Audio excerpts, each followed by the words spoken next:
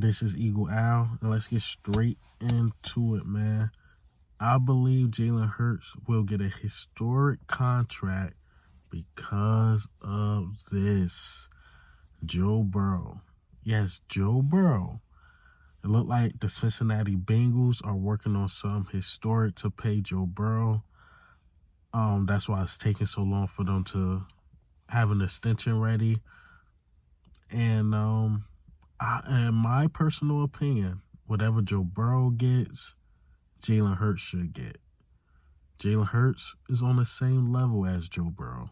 They in that elite tier with the Mahomes, Joe Burrow, and Jalen Hurts. If you want to put Mahomes by himself, that's fine. He got 2 rings and MVPs and breaking records. I get that. But when you talk about Joe Burrow and Jalen Hurts, they are on the same level, and it's going to be hard for you to convince Jalen Hurts, not Jalen Hurts, his agent, that he should get paid less than Joe Burrow. They both went to a Super Bowl. I believe Joe Burrow was an All-Pro. Jalen Hurts is an All-Pro. Jalen Hurts could have been a Pro Bowler. Joe Burrow, of course, a Pro Bowler. And their resume it looks exactly the same. Now, if you want to talk about like the passing numbers, this and that, maybe Joe Burrow's better there, but if you add Jalen Hurts' running game and all that, and the rushing touchdowns, they're about the same. Like they both dynamic players. So like I said, it's gonna be hard to convince Jalen Hurts' agent that he should get paid less than Joe Burrow. Both lost in the Super Bowl. It is what it is. It is what it is, man. So Jalen Hurts, what I think we should do, because I know how he is a cap genius, he got to stretch it out 10 years. Because if we're going to pay him something historic, at least you could always somewhat restructure. Whereas though if we need pieces or if pieces are missing, you can restructure and get a guy. Whereas though, what if it's like, let me say something ridiculous, 55 to 57 million per year, and it's like a 4 or 5 year span. You really can't work that. Now, I'm thinking of a ridiculous number, but you can't.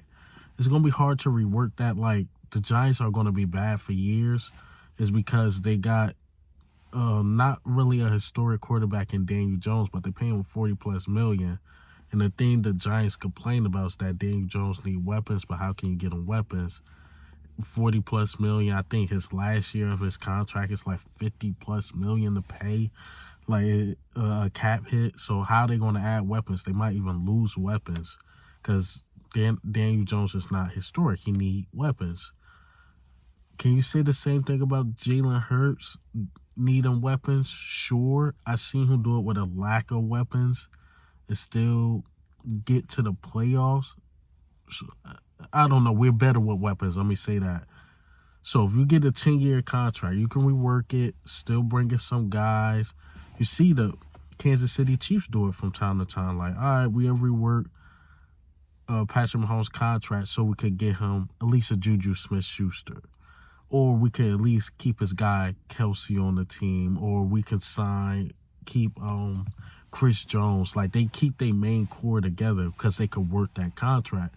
But if you really can't work his contract, how can you keep certain pieces together? Like, to me, Jalen Hurts, Devontae Smith, A.J. Brown, and Dallas Goedert should always be your centerpiece. Of course, you're going to have the trenches, but I think running back is replaceable. Tight end 2 is replaceable. Like, certain things you shouldn't overpay. Like, even on the defensive side, you got to keep Hassan Reddick happy. Josh Sweat, even the corners now are getting a little older. Okay, James Bradbury. You keep certain guys intact, like linebackers are somewhat replaceable. And you got Nakobe Dean on the rookie deal. Safety is replaceable. Don't overpay for no safety. So, like I said, just with the 10-year contract, you can rework and keep those core guys. Because if we got a 5-6 years, maybe we got to let a couple corners go, or maybe it's going to be hard to pay a Dallas Goedert in the future, or A.J. Brown and a Devontae Smith in the future, if his contract is in a short span with a lot of money and a lot of cap hit. So you want to stretch it out, and if we need to pay somebody, restructure, let him get his money up front.